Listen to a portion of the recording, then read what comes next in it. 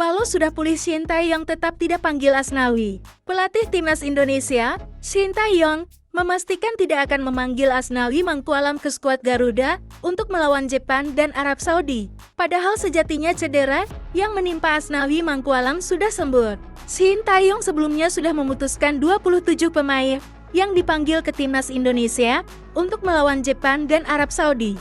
Dalam 27 nama itu, tidak ada Asnawi Mangkualam. Shin Tae-yong beralasan bahwa ia tidak memanggil Asnawi Mangkualam karena mengalami cedera hamstring.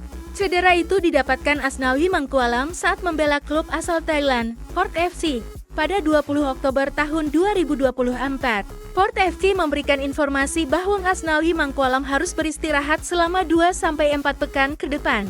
Atas dasar itu, Shin Tae-yong tidak memanggil Asnawi Mangkualam. Namun rupanya cedera Asnawi Mangkualam sembuh lebih cepat.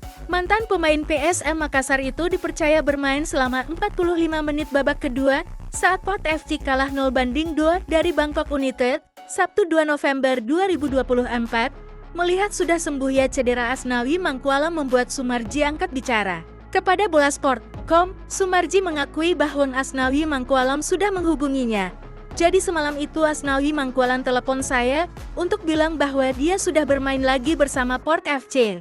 Kata dia, saya dimintakan tolong sampaikan pesan ini kepada Coach Shin Tae-yong agar jangan sebut bahwa saya cedera lagi, ucap Sumarji. Ini agar tidak salah komunikasi saja. Saya juga sudah sampaikan ini ke Coach Shin Tae-yong, kata Sumarji.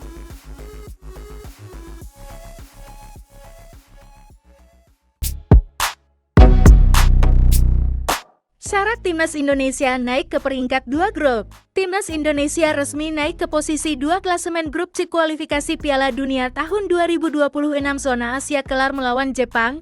Namun ada syarat yang harus dipenuhi sesuai jadwal. Timnas Indonesia akan menjamu Jepang di matchday kelima grup C kualifikasi Piala Dunia tahun 2026 zona Asia yang dilangsungkan di Stadion Utama Gelora Bung Karno SIGBK, Jumat 15 November tahun 2024 pukul 19 WIB. Timnas Indonesia resmi naik ke posisi 2 klasemen grup C kualifikasi Piala Dunia tahun 2026 zona Asia kelar melawan Jepang. Namun ada syarat yang harus dipenuhi sesuai jadwal. Timnas Indonesia akan menjamu Jepang di matchday kelima grup C kualifikasi Piala Dunia tahun 2026 zona Asia yang dilangsungkan di Stadion Utama Gelora Bung Karno SIGBK, Jumat 15 November tahun 2024 pukul 19 WIB. Skuad Garuda julukan timnas Indonesia ditargetkan PSSI meraih 1 angka atas Jepang. Namun, berhubung main di kandang sendiri dan menganut sistem bola itu bundar, timnas Indonesia bisa saja menang atas Jepang. Jika menang atas Jepang, koleksi angka Ragnar Oratmangun dan kawan-kawan melesat menjadi 6 poin. Apakah raihan 6 angka sudah cukup menempatkan timnas Indonesia di posisi 2? Jawabannya belum. Setidaknya ada 2 syarat yang harus dilengkapi. Pertama, timnas Indonesia mesti berharap di 2 laga lain grup C pada matchday kelima Australia vs Arab Saudi dan Bahrain vs China berakhir imbang. Sementara satu syarat lain adalah timnas Indonesia wajib menang selisih 2 gol atas Jepang. Semisal 2-0. Jika kondisi ini terjadi, Jepang masih duduk di puncak klasemen dengan 10 angka, kemudian disusul timnas Indonesia, Australia.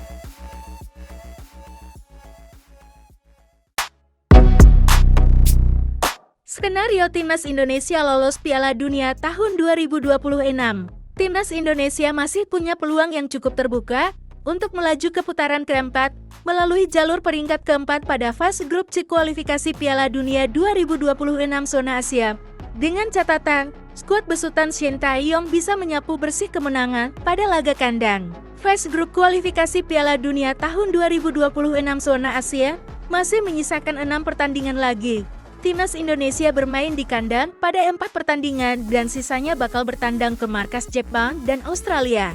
Laga terdekat yang dihadapi timnas Indonesia adalah melawan Jepang 15 November 2024 dan Arab Saudi 19 November 2024 di Stadion Utama Gelora Bung Karno SIGBK. Jika pada laga kandang melawan tim berjuluk Samurai Biru kalah, skuad Garuda masih berpeluang merebut tiket ke putaran keempat dengan merebut peringkat keempat di fase grup C. Dengan catatan, timnas Indonesia bisa menyapu bersih 3 kemenangan pada laga kandang.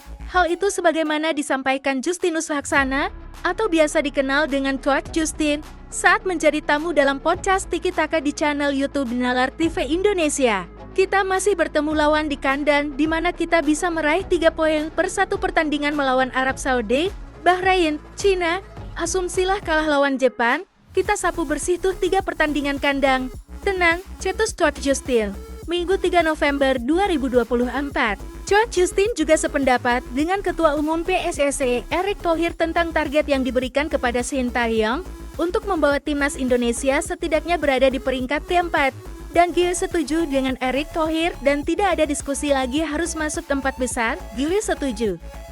Kalau tidak masuk ke 4 besar, Shin Tae-yong pecat, tegas Coach Justin.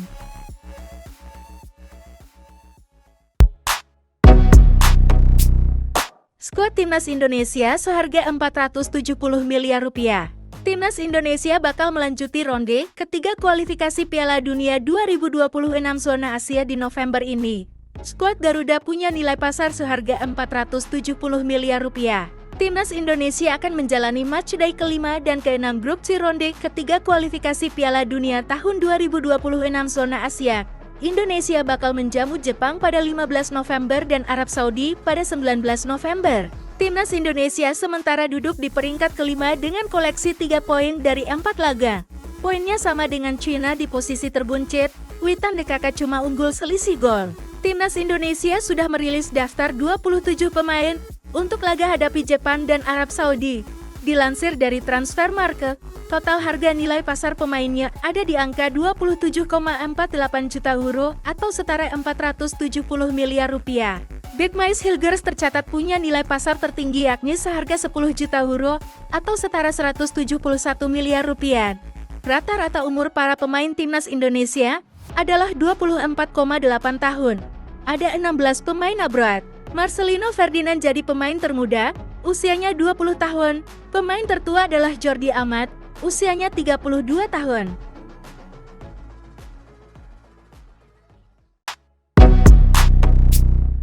Komentar Shin Tae-yong usai timnas Indonesia diberi target 4 besar. PSSI telah meminta kepada pelatih Shin Tae-yong untuk membawa tim nasional timnas Indonesia finish 4 di grup C babak ketiga kualifikasi Piala Dunia 2026 zona Asia.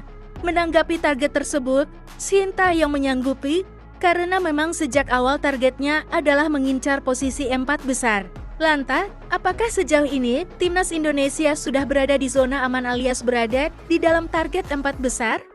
Timnas Indonesia saat ini tengah berjuang untuk bisa mengincar 4 besar tersebut. Ya, 4 besar menjadi target utama karena dapat memberikan timnas Indonesia peluang main di Piala Dunia tahun 2026.